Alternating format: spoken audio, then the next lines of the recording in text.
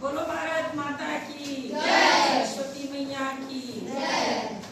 जब हम किसी भी कार्य को प्रारंभ करते हैं तो सबसे पहले कोई भी कार्य की शुरुआत वंदना से की जाती है।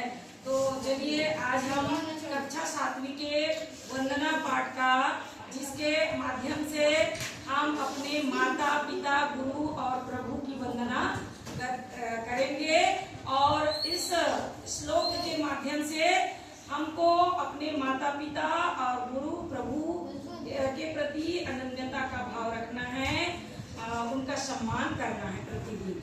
तो आइए वंदना, मैं वंदना प्रस्तुत कर रही हूँ और आप लोग इसको भावपूर्वक दोहराएंगे।